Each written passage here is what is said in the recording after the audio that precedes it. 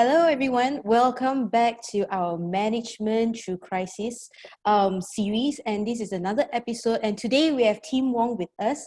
He is the Chief Revenue Officer at Solace. Maybe I'll pass a bit of time to him and he can briefly tell you about who he is. And then we shall ask him really important questions today. Hey, thanks, Andrea, and great to be with you today. Look, as you've said, my name is Tim Wong. I run our global sales organizations for Solace. I'll explain a little bit more about who they are later. I've had the opportunity, the privilege, and the pleasure of living in Asia with my family for the last 27 years or so. I'm a New Zealander. But since 1996, my family and I have chosen to make our home in Asia, first with IBM, and more recently, 6 years ago, I started with Solace. I've spent time, over that 27 years working in Singapore. This is the third time, in fact. So in 1996, I came to Singapore, moved to Hong Kong in 2001, moved to Shanghai in 2005, moved back to Singapore in 2009, moved to Japan in 2012, and then moved back to Singapore in 2014 after spending 6 months or so in Australia and in New Zealand in my last IBM leadership assignment. So I guess you would say that I've got a reasonable amount of experience in the region across, both regional businesses, multinational businesses, and increasingly global businesses. So, over that time, I've seen or experienced firsthand everything from the first Asian crisis, which started in Thailand, of course, in 1997, through to many of the other crises that we've had over that time. And obviously the most recent pandemic, which we continue to live through now. I see that I was reading a bio about you and I read that you have undergone a lot of structural changes and also crisis, and which is why we're really honored to have you here with us for this episode. So I think one of the first questions we'd like to ask you is that, what challenges did Solace face or are still facing, and how was it overcome? Yeah, it's a good question, Andrea. And look, I would say still facing. I mean, at the end of the day, we've seen, very, very broad disruption to global markets. And I would characterize our journey in two parts. The first, started to become obvious in January, then February, as the pandemic started to take hold, first in Asia and then the rest of the world. And we moved, I think, quite quickly in March, in fact, to shut down our global offices. So since the middle of March or so, our offices around the world have been closed. We've selectively started to open one or two, but at the end of the day, that is really just for essential employees that may be involved in, our manufacturing operation or something. At the end of the day, we still want, every employee to have the wherewithal to make a decision from themselves about as and when they return to the workplace. I mean, as we've all seen, this thing has been very, very disruptive in terms of, whether it's schools or caring for family or elder care or parental care or what have you, is often the case in Asia.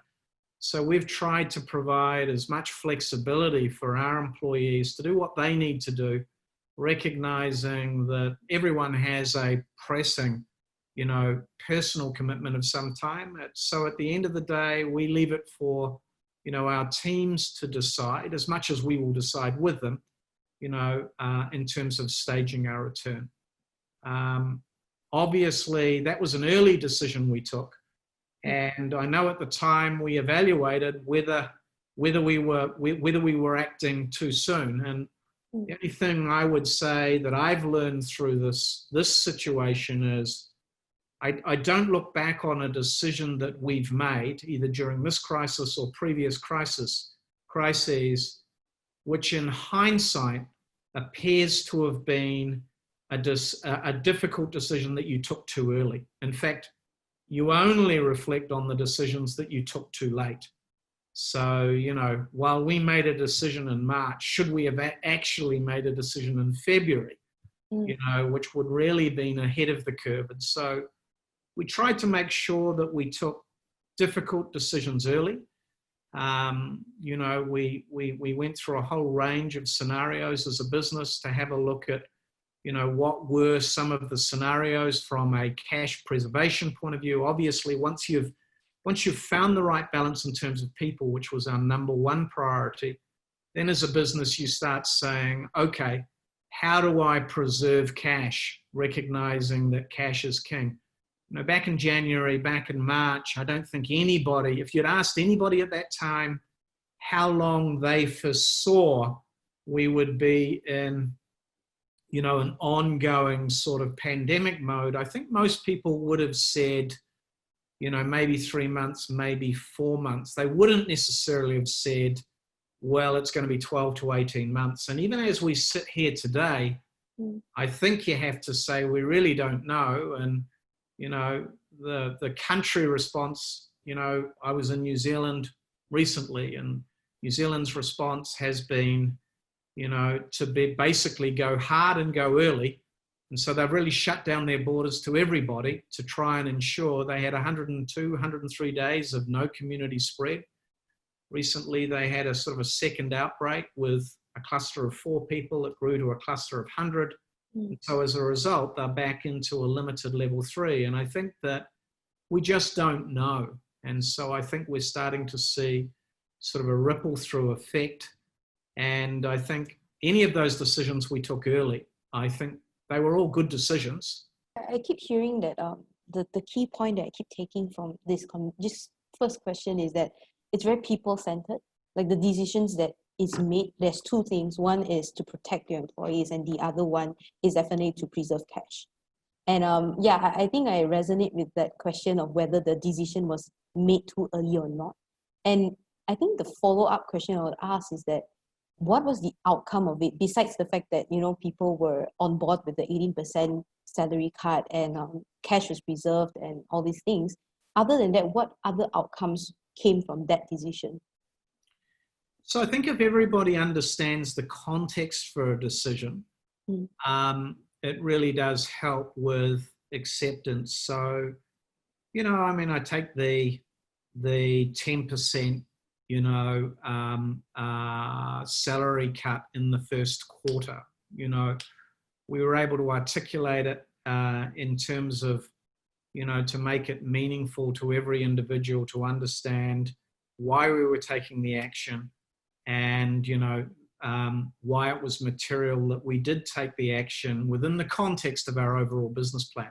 That was obviously in line with a whole lot of actions we were taking, whether it was preserving our cash position by reducing certain expenditure in areas, putting a pause on our hiring plans and our expansion and our global footprint, for example, putting a pause on spending in physical marketing events. And there's another example where, whereas last year, for the 12 months of, FY 19 or 20, we could look at a marketing plan that was dominated by physical events. We attended over 100 trade shows globally.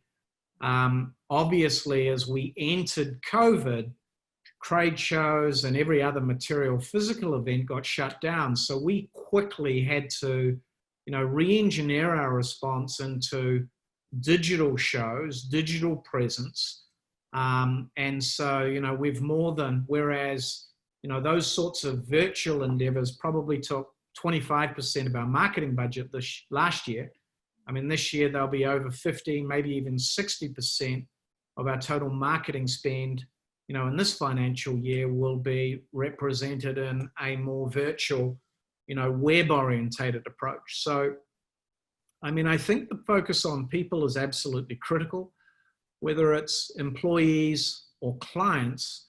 I mean, it all starts with people. And, from my perspective, that's certainly been my experience for the last 25 years or so. It's certainly defined, my leadership practice, which is, to focus on people first, to focus on a values-based leadership philosophy. And, on that basis, you hope that everything else important will follow. It doesn't mean to say you can't take difficult decisions. It just means to say that when you take them, you use people, employees, and then clients as the basis for, for those decisions. Okay, and if that's the case, because people are sometimes difficult, managing people is not as easy as ABC. So what would you say was like the biggest test of leadership you have ever faced? And if you could relive it, what would you have done anything differently? So look, if I think back over my career, and I mean, humble beginnings as a marketing manager for IBM in New Zealand, through to an IBM executive in Asia, first here in ASEAN, and then in Asia Pacific, and then globally. I won't reflect on any specific decision, but let me just reflect on the basis of the decisions that you anguish about. And they are typically the ones that involve people. And they are typically the ones that challenge your value system or your personal integrity.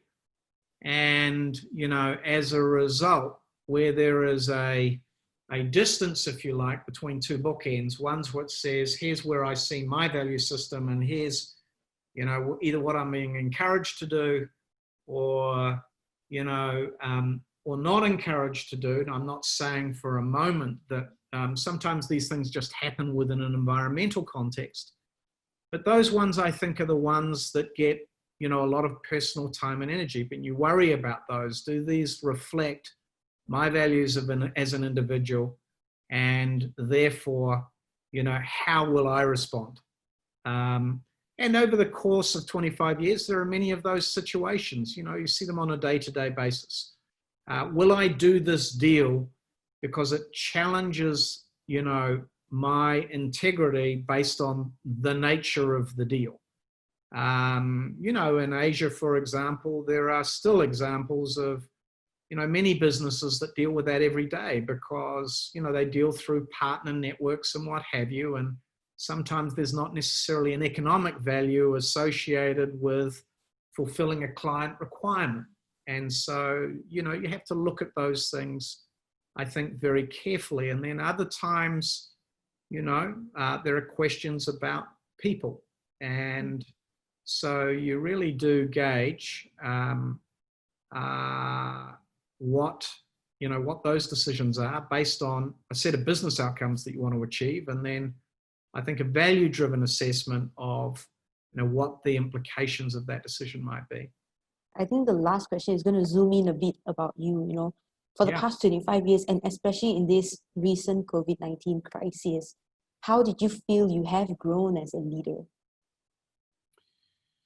Well, I mean, I think a couple of things. I think I've certainly become a lot more empathetic, I hope, around the way we engage with people. I mean, here we're unable to meet in person, so we're on a Zoom call. I don't know about you, but before COVID, I think it's fair to say that a lot of my dialogue or conversations with people was point to point, and it typically wasn't over video conference. It was typically just a phone call. It was a voice call.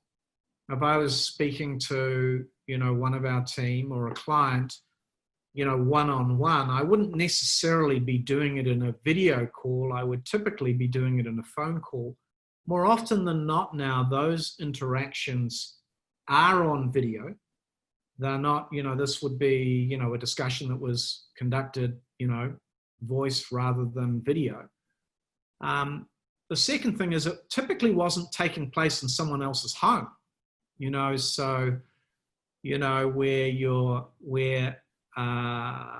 because you're just, the family life doesn't change. I mean, we've all seen dogs coming into the picture, small kids, what have you, arguments. I mean, you see it all, right? I mean, you see and I think that's a privilege, being a guest in somebody else's home. And we absolutely, as leaders, have to respect that we're in someone else's home.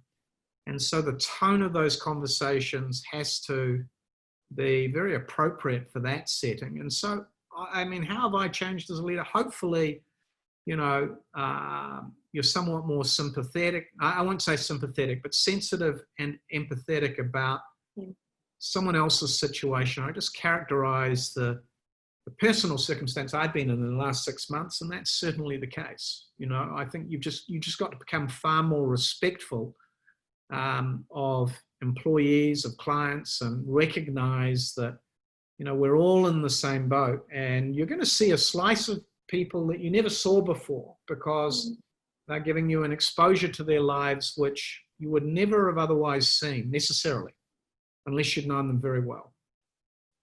Okay, that's really, really interesting. Yes, we've seen weird things into the frames, and it's pretty interesting.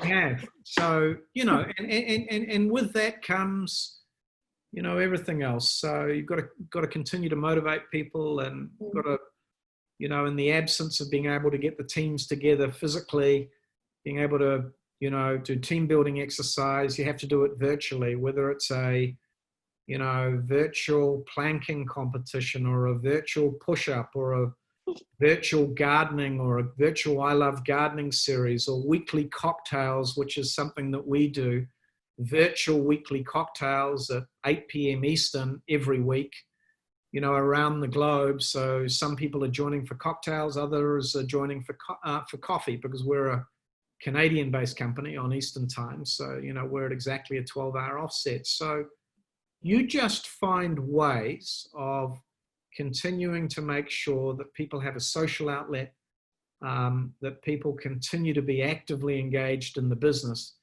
as best you practically can, and that the client dialogue as well continues. And the good news is, we see our client interactions have actually significantly increased. So there's a lot of particularly technical activity associated with, better availability of technology teams and more, more active engagement, because many people are continuing to work from home. And I really like that perspective that you said, the fact that we are taking so much effort to be on virtual, to have even better conversations, is because we couldn't meet physically, and we don't take it for granted anymore. And I think the parts that we see people, like you say, into their homes, you're going into their homes as well. I have never thought of that perspective. And I think that's something I take with me in this interview, is that it's a privilege to see people being humans, not just as colleagues and employees. Yeah, that's right. Yeah. I mean, I think that's exactly right. Sometimes we're guilty of dehumanizing people in the workplace, and I don't say that lightly, but to know them as individuals, you're getting one more slice when you really understand, that they're living with family, they're living with children, they're living with dogs, they're living with grandparents. I've been in many calls where a solo mother or a mother simply says, I've got to go and pick the kids up from school, or I just got a call and I've got to go. And we should all understand that's okay. Yeah. It's a more important thing to be doing than, sometimes what we might be doing otherwise. And I think, so as long as we understand that, I mean, make no mistake, it doesn't mean to say we can't advance the business. It doesn't mean to say we can't make difficult decisions together. It doesn't mean to say It just means to say that in the process, I think we do understand each other better and we are more respectful of each other. Okay. All right. I think that's the end of our session. Thank you so much once again, Tim, for this. Pleasure, Andrea. Yeah, it's been a great interview. I've learned a lot from this chat itself. And just want to thank everybody who's watching this. And definitely look up for Tim on his LinkedIn if you want to check him out and see things that he posts as well. Thank you so much, everybody. Have a great day. Hey, thank you. Thanks, everyone. Thank you. See you later. Bye, Andrea.